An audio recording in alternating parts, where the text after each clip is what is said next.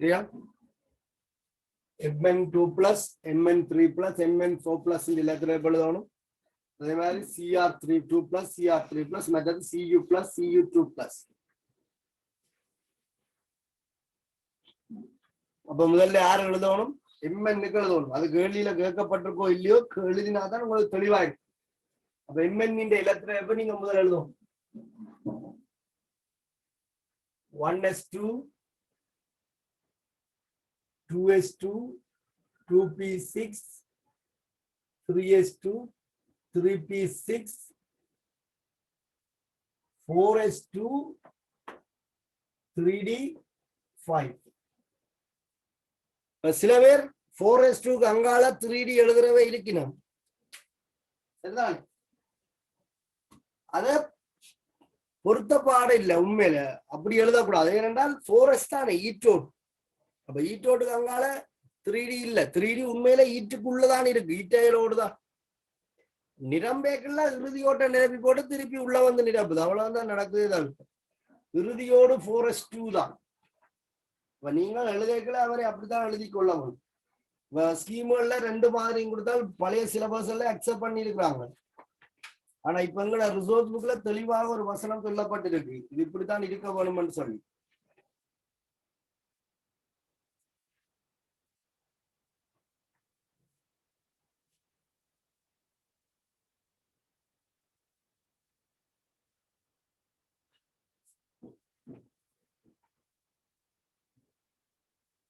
சரி, இப்ப என்ன 2 பிளஸ் இதுல 25 இலத்திரம் இருக்கு. 2 இலத்திரங்கள் வந்துட்டு அப்ப எந்த 2 முதல்ல இலக்கும்? ஈட்டோடு 2 இலக்கும். அப்ப இலத்திர நிலை அமைப்பு Mn2 பிளஸுக்கு 1s2 2s2 2p6 3s2 3p6 3d5 என்றுதான் வரும். இது வராது. ஏன் அந்த 2 இலத்திரம் இது இன்னொன்று இழந்துச்சு. அப்ப இதுல 2 இதுல 1 இழக்கப்பட்டிருக்கு. அப்ப மொத்தம் 3 இலத்திரம் இழக்கப்பட்டிருக்கு. அப்ப 1s2 2s2 2p6 3s2 3p6 3d5 1 வழியில போயிட்டா 3d4. அப்ப Mn3 plus இந்த இலத்திரம் 3d4ல முடியும். Mn4 plus இன்னொரு இலத்திரம் இழக்கு. மொத்தமா 4 இலத்திரம் இழந்துச்சு. அப்ப 1s2 2s2 2p6 3s2 3p6 3d3. எஸ்ல இருந்து 2 இலத்திரம் இழக்கப்பட்டிருக்கு, டியில இருந்து 2 இலத்திரம் இழக்கப்பட்டிருக்கு. பயனினுடைய இலத்திரனை எழுதுவதற்குள்ள நீங்கள் உடனே என்ன செய்யணும் சொன்னால் அணுவின் இலத்திரனை கன்சிடர் பண்ணணும். எழுதாட்டாலும் சரி ஒருக்கா கவனத்துல கொண்டு அதை கற்பனையில வச்சுக்கொண்டு தான் கழிக்கவும். முதலே கழிச்சு விட்டீங்களோ 25ல 2 போன 23 எழுதினீங்க என்றால் அங்க 4s2க்கு 2 கொடுத்துட்டு இங்க வந்து என்ன செய்வீங்க 3d2ல நிப்பீங்க. சரியா? அதனால கவனமா இருக்கணும். அதே மாதிரி குரோமியத்துக்கு எழுதலாம்.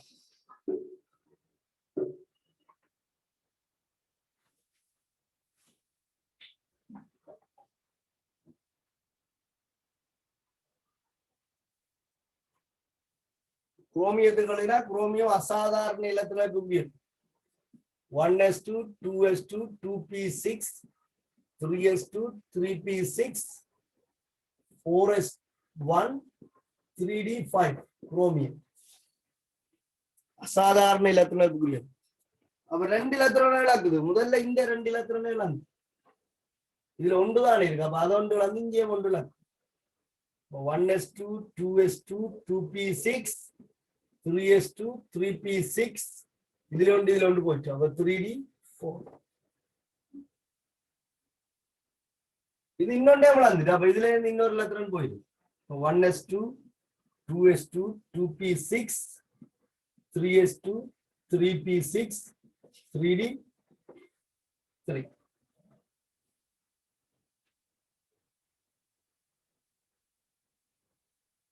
அதே மாதிரி செப்பும் அசாதாரண இலத்திரங்களை புரியும். 1s2 2s2 2p6 3s2 3p6 4s1 3d10.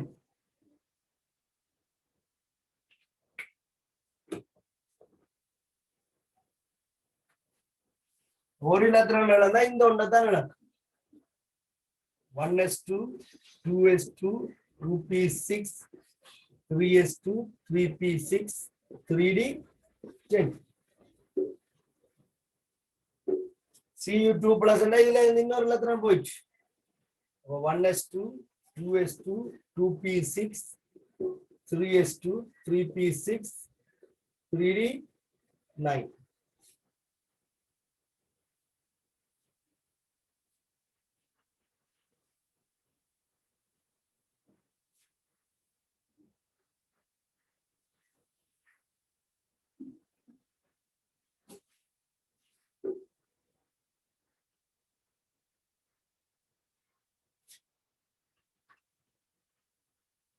சரியா? உங்களுடைய ஆன்சரை ஒரு செக் பண்ணி கொள்ளவும். எக்ஸாம் பேப்பர்ல அயனுக்கு தான் எழுத சொல்லி கேட்பேன். ஆனால் நாங்கள் அயனுக்கு நேரடியாக எழுதினோம்னா சில இடத்துல எங்களுக்கு குழப்பம் வரும்.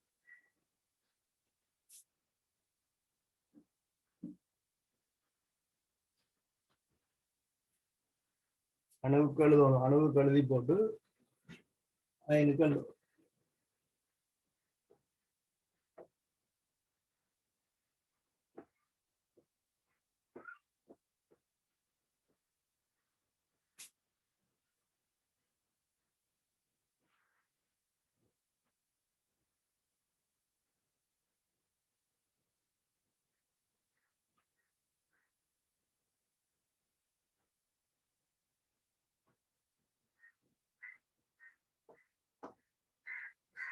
அழிக்கிறேன். யாருக்கும் போர்ட் தெரியாம இருக்கா?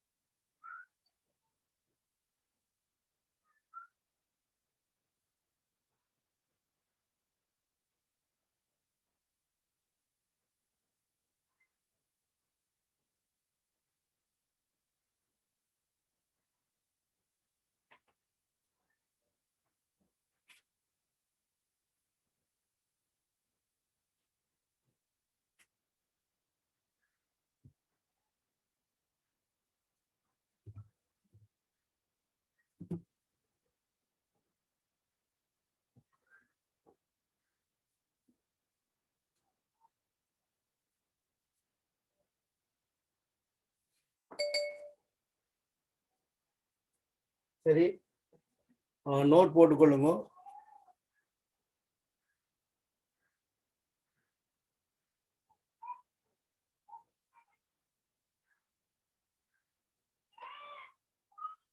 சரி, இல்ல பாருங்க, நோட் ஒன்று சொல்லி இருக்கு.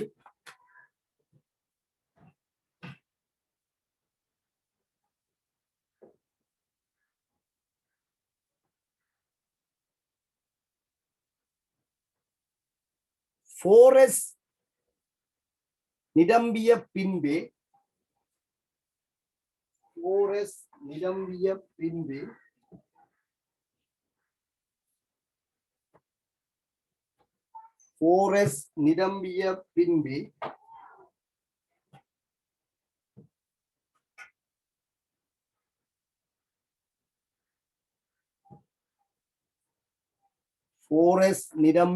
பின்பு 3D ஆர்பிட்டல்கள் நிரப்பப்பட்டாலும், 4s நிரப்பித்தால் 3D ஆர்பிட்டல்கள் நிரப்பப்படும். 4s நிரம்பிய பின்பே 3D ஆர்பிட்டல்கள் நிரப்பப்பட்டாலும்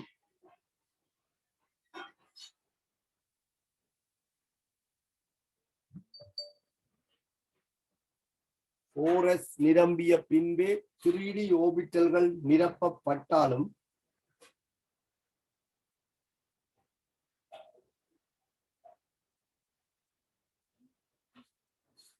இலத்திரன் நிலையமைப்பு எழுதும் போது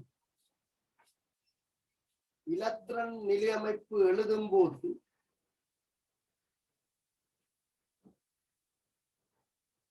இலத்திரன் நிலையமைப்பு எழுதும் போது இலத்திரன் நிலையமைப்பு எழுதும் போது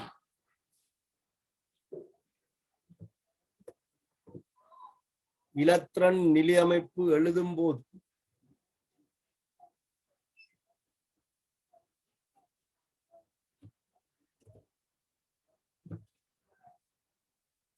இலத்திரன் நிலையமைப்பு எழுதும் போது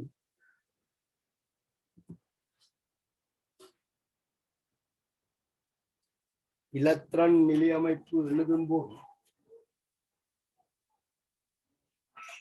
பொதுவாக பொதுவாக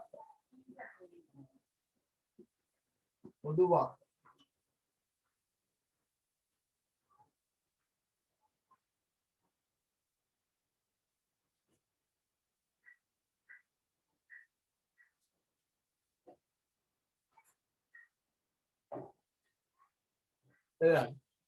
பொதுவாக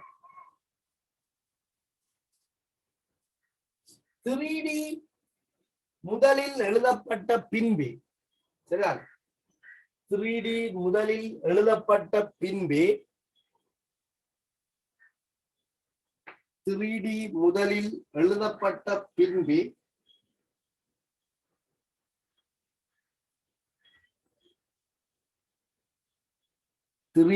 முதலில் எழுதப்பட்ட பின்பே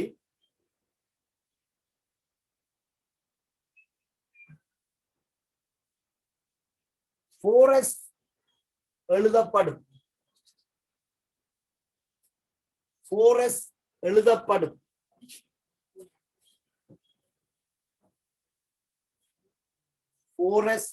எழுதப்படும்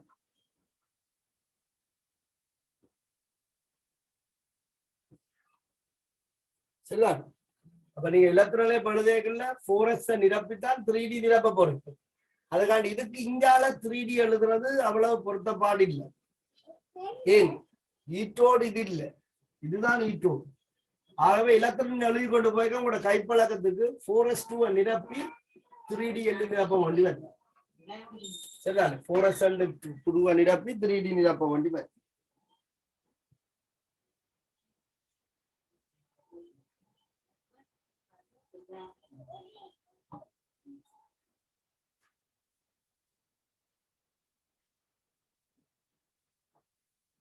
சரியா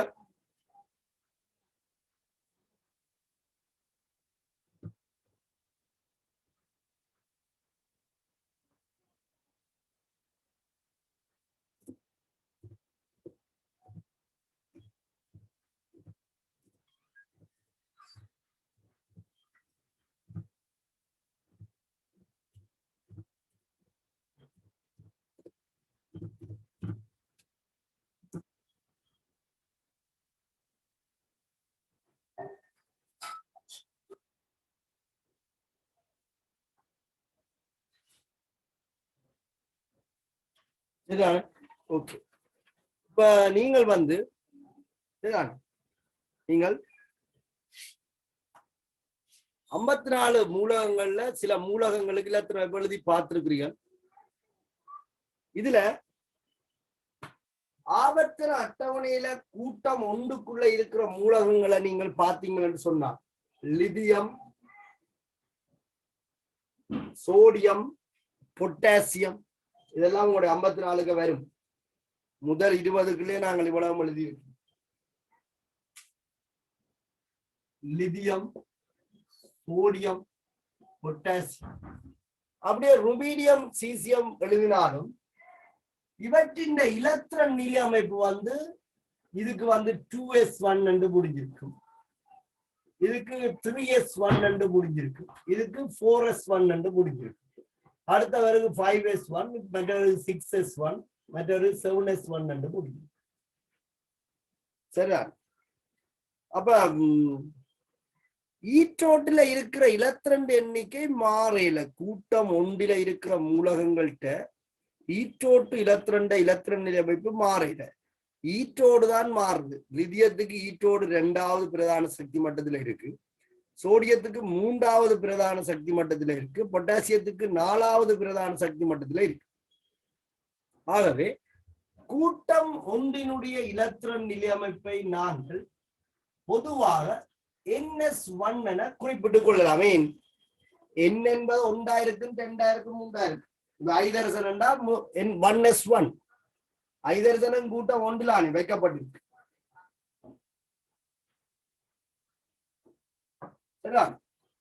அப்ப கூட்டம் ஒன்றின் பொது இலத்திரன் நிலையமைப்பு S1. அப்ப இனிமேல் நாங்கள் இந்த இலத்திரன் நிலையமைப்பை அடிப்படையாக கொண்டு கூட்டத்தை இனங்காணலாம். சரிதான். அவ ஈற்றோட்டில S1 இலத்திரன் நிலையமைப்பில் இருந்தால் அது ஆவர்த்தன அட்டவணையில முதலாம் கூட்டத்தை சேர்ந்தது, கூட்டம் ஒன்றை சேர்ந்தது. இதை நீங்க இந்திய ராவி இலக்கத்துல குறிப்பிட்டாலும் ஒன்றுதான். இப்ப நாங்கள் 18 கூட்டங்கள் இருப்பதாக குறிப்பிட்டுக் கொள்றோம்.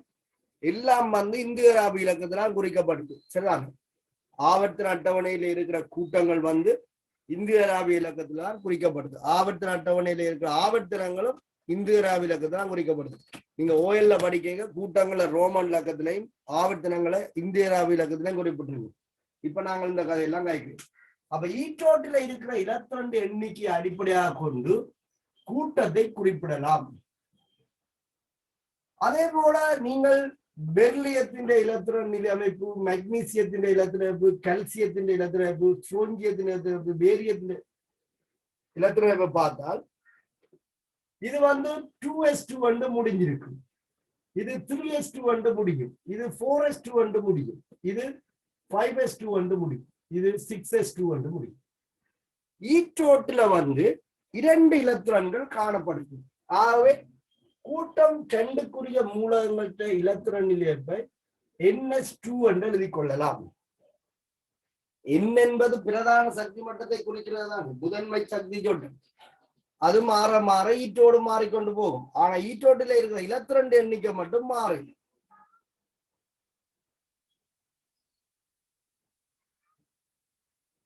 சரியா?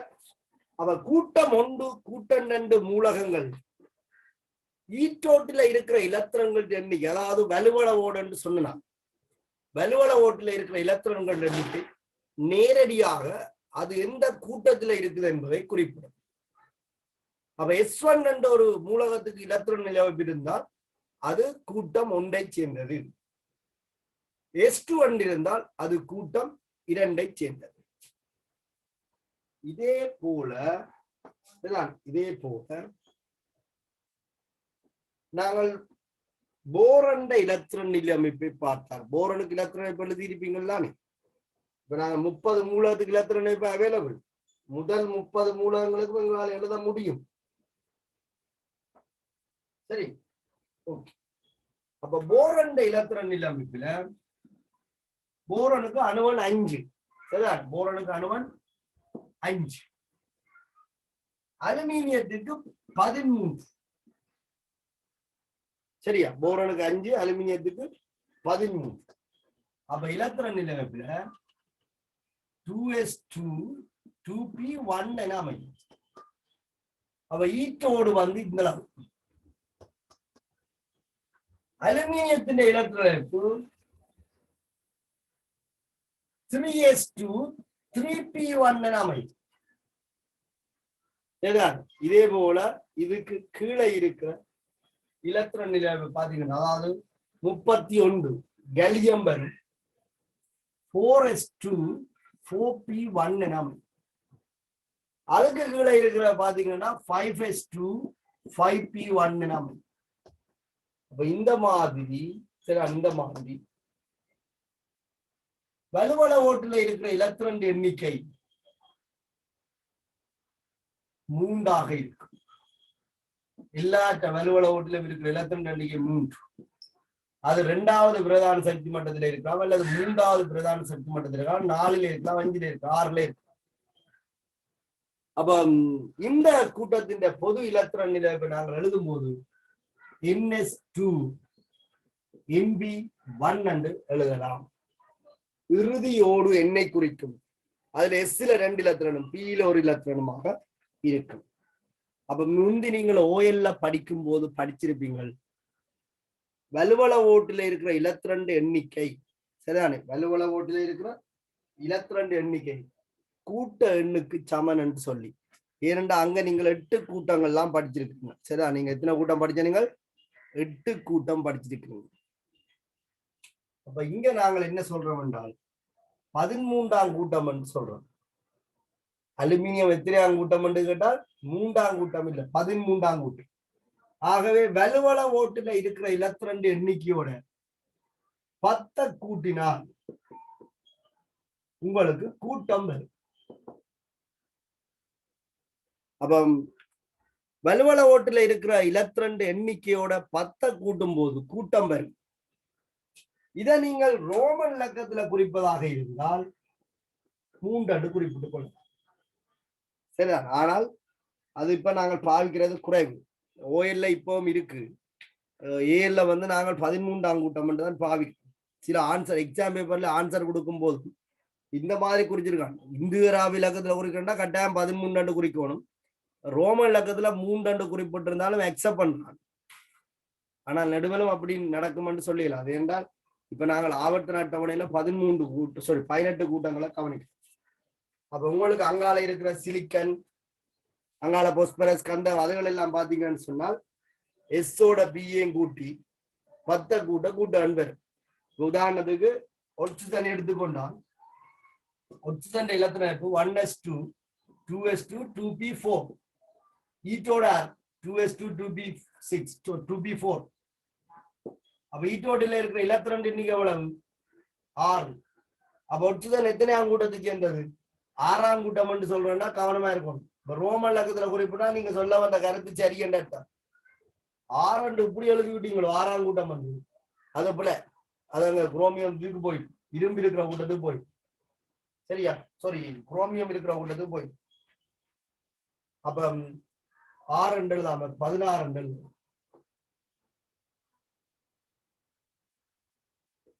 இந்திய ராவி இலக்கத்துல குறிப்பிடால் 6 குறிப்பிடலாம்.